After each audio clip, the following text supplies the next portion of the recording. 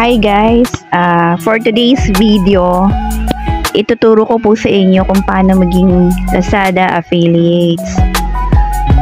Actually, itong Lazada, isa siya sa pinakamadaling paraan para maging affiliates. Unlike ibang affiliates platform dyan, napakaraming requirements, ang daming pipil upan.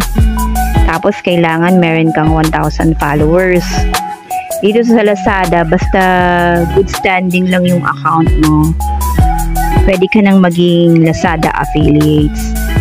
Okay guys, let's start po. Sa ng cellphone nyo, piliin nyo lang po yung Lazada. Tapos, hanapin po natin yung Lazada affiliates.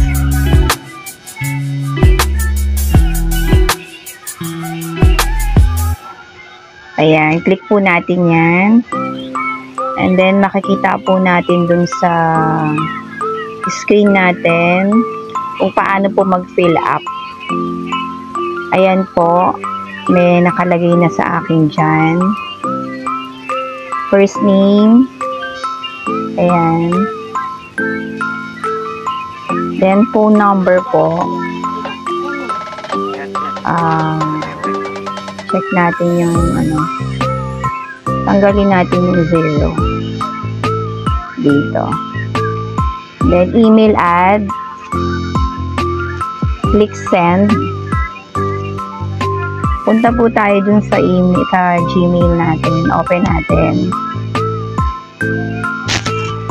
Buksan po natin yung email add kung saan tayo so, anong email ad yung ginamit natin? Ito. Ayan. Yung code po na yan, yung 1789455. Yan po yung ilalagay nyo dun sa hinihingi nilang code.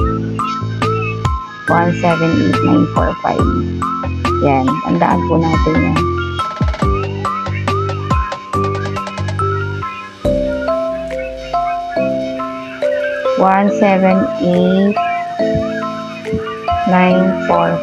Ayan.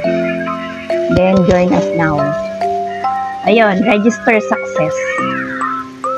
Ayan, ipapakita po sa screen kung ano po yung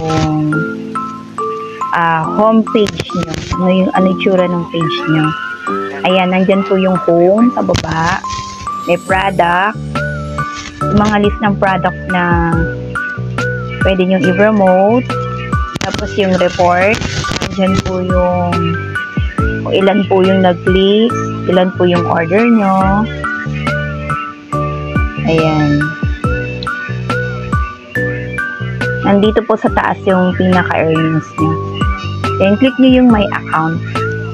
Just sa my account, makikita nyo yung mga pending commission nyo. Ito namang to earn, yung mga na-earn nyo na. Tapos, return yung hindi nag-succeed na transaction. Dito sa akin, wala pa kayong makikita kasi sample lang po natin yan. So, balik na po tayo dun sa pinaka homepage ng affiliates nyo. Pili po tayo ng item na ipopromote natin. Ayan, wallet for women, Korean leather. So, kakopy lang po natin yung link niya. Ayan, copy link, copy success. Then, punta tayo dun sa affiliate page nyo. Etong may nakikita kayong parang chain dyan na kulay violet. Click nyo lang yan. Ayan. Then, paste po yung product link. Ayan. Then, yung add new sub ID, kahit i-disregard nyo na po yan. Confirm. Then, copy po yung affiliate link. Ayun. So, punta na po tayo dun sa page po kung saan nyo ipopromote yung link. Punta po tayo sa Facebook. Ayan. What's on your main? Paste niya lang po yung affiliate link. Ayan. lalabas na po yung item. So, kayo na po bahalang maglagay na caption. Kung gusto nyo po yung information ng product, pwede rin po. Kung gusto nyo lang, simplihan nyo lang po, since yung information nasa product naman na yan, pag in-click nila, lagyan nyo na lang po dyan. Check out now. Check out now. Tapos, lagay nyo check out link. Tapos, lagyan nyo ng arrow down. Yan. Para alam po nila kung ano po yung i-click nilang link. Then, kung gusto nyo po lagyan ng tag, may tatag po kayong person, pwede po. Ayan. Next. Yan, public, post now. Pwede nyo po siyang i-share sa inyong Facebook groups. Yan. 3 lang po yung ina-allow nila. So, post nyo na po. Ayan. Ayan na po. Nasa Facebook page nyo na po siya. Ayan. Kung ano naman po, mas maganda kung may video para mas catchy sa mata ng mga customer or buyers. Tuturo ko din po sa inyo yung paano na mag-download ng video. Hanap po tayo ng item na may video.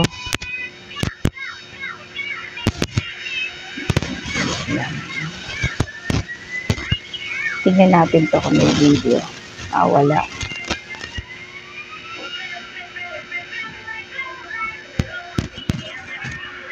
Doon tayo sa pinaka homepage. Yung sa pinaka homepage minsan may mga ano dyan, video. Yung perfume, try natin. Yata may video. Ayan, may video. So, ang gagawin po natin, sa taas. Then, copy link. Ulit tayo dito.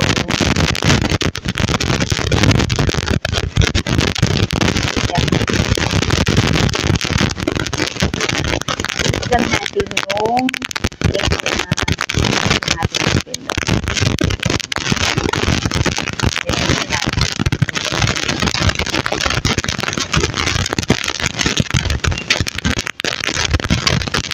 Natin.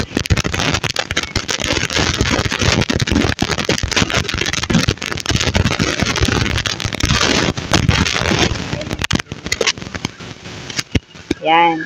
Yan. So, makikita nyo po dyan. Yan.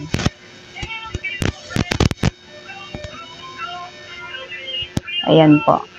May 3 pong dots sa baba, sa kanan.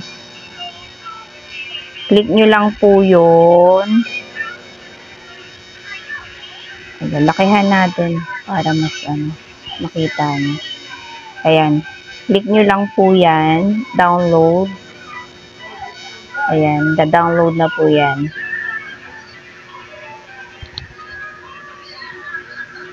Open nyo po. Ayan. Kayo na pong bahala kung saan nyo siya gustong i-save. Sa akin, sinave po siya sa photos. Yan. Then,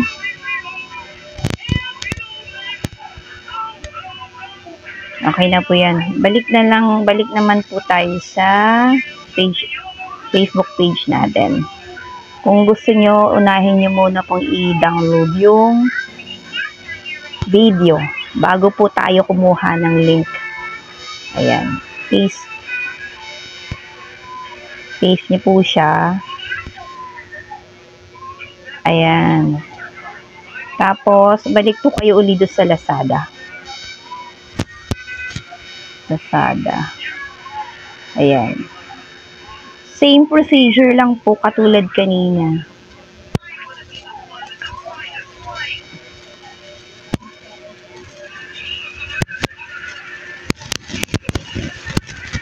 Kunin niyo po yung link niyan. Ayan. Copy link po. Copy link. Then, balik po kayo sa affiliate page niya.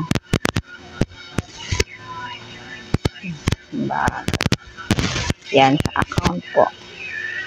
Then, ayun, nasa affiliate. Ayan. Copy link. Okay. Then, sa Facebook po, punta na po kayo sa Facebook. Ayan. Ito po yung madaling paraan para po makopy niyo yung link. Saka yung info ng item. Kesa po, unahin nyo pong i-copy yung link bago yung item. Makakailang balik pa kayo na. Ito, isahan na lang po. Ayan. Kayo na po maglagay ng caption. Check out. Check out now. Ayan. Tapos, lagay nyo check out link.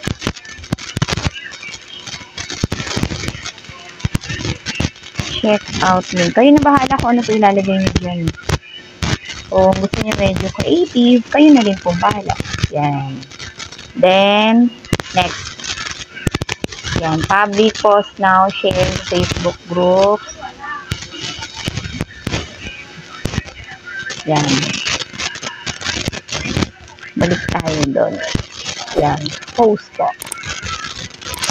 Ayan na. Nandiyan na po yun. Kita nyo na po.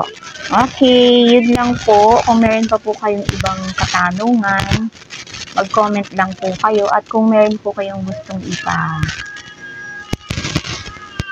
igawa na ang video or tutorial, comment nyo lang po. Thank you po.